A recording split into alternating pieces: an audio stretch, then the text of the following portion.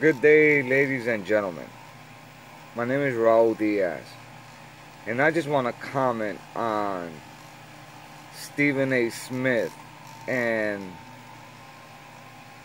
his show the other day, in which he actually showed his hand when it came to the truly hatred or the dislike that not as a sports figure that Tony Romo was or is, but as a human. I've heard Stephen A. Smith go on and on about Tony Romo and the way he played and kept it somewhat professional. But I could always tell there was something deeper than that. And now that Tony Romo has retired and I guess gone on to sign a contract, I guess with CBS, to be a sportscaster, he knows that the end of him reporting on Tony Romo to a certain extent will come to an end. I'm sure Tony Romo's name will come up maybe at times as to the Hall of Fame, which I don't believe he deserves. Though I'm a Cowboy fan, never been a Romo fan. Never have been. So he's not going to be speaking on him in football season as much anymore. As far as his playing and whether he's going to come back or not, unless Dak Prescott gets hurt and the Cowboys offer Romo to come back, which is not bad for the Cowboys. That's a win-win situation. But at the very end of all this, of all the things to be played, he played the race card. Tony Romo played for the Dallas Cowboys, so obviously he played for Dallas. Mark Cuban is the owner of the Dallas Mavericks. Tony Romo played for the Cowboys for what? For 10 years? On his way out, he didn't have a tour like most quarterbacks do that had great careers, though I don't think Tony Romo deserved a going away tour. I never thought he was great. But he never even got to play in the last game at home in Dallas. So, being that Mark Cuban is the owner of the Mavericks, he decided to extend a hand to Tony Romo and say, hey, let us give you a platform to cheer you for all your years in Dallas, even though it was in a different sport, a different venue, to come to the court and we'll slap on a jersey on you with your name on it, and you come out for pregame, and the Dallas fans get to applaud for some of those that really did appreciate him, which I could see. Me, myself, I really didn't. But the fact that Mark Cuban, as the owner of the Mavericks, had the opportunity and could choose to do that, that was his right. It's not like Romo took a place of another player, especially not another black player. He just went out there kind of like a gimmick.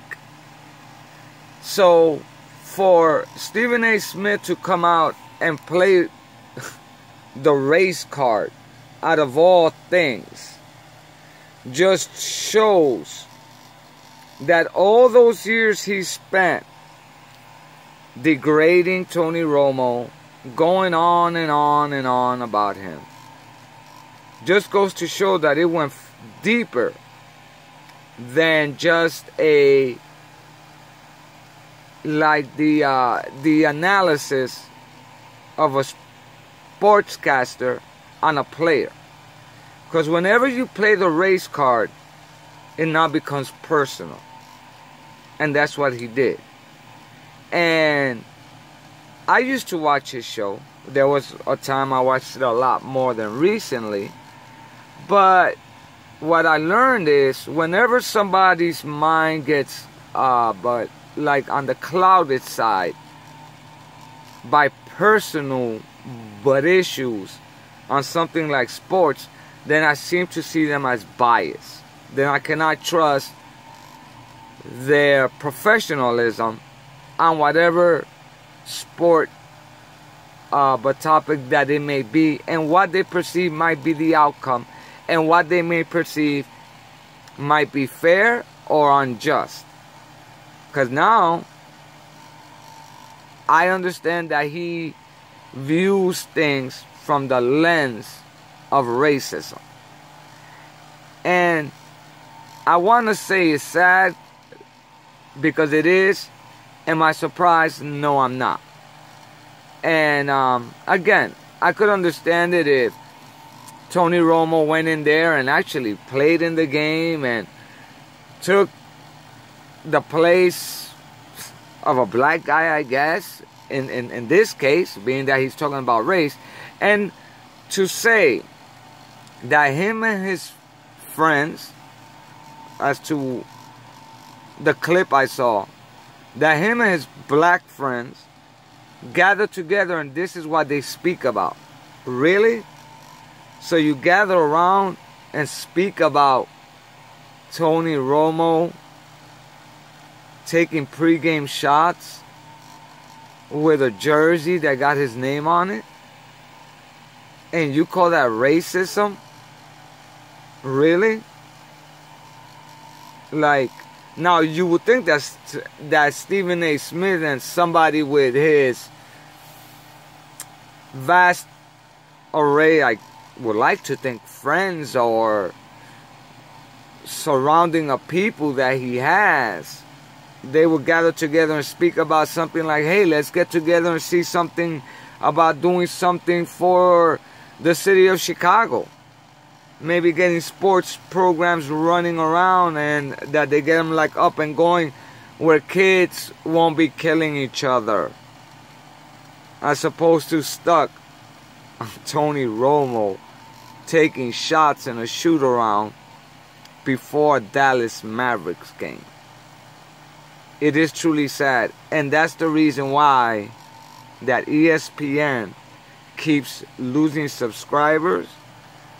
And they're no longer, contrary to what people might think, the leader in sports or whatever it was that they were called at one time. Because people like myself are tired of tuning into a sports channel and listening to somebody's opinion on politics and race. You need to keep that to yourself. And again, it's sad that you allow what I consider, at worst, your hatred, at the very least, your dislike personally for a quarterback who, by the way, on his worst year, a failed quarterback as to why you call him, Stephen A. Smith, on his worst year, made more money than you will make throughout your whole lifetime. And that's probably what you're mad about. But that's okay. But you need to check yourself so people could come back to you, because I think that you're a bright man. You're very, shall I say, polysyllabic. To me, myself, I think it's impressive.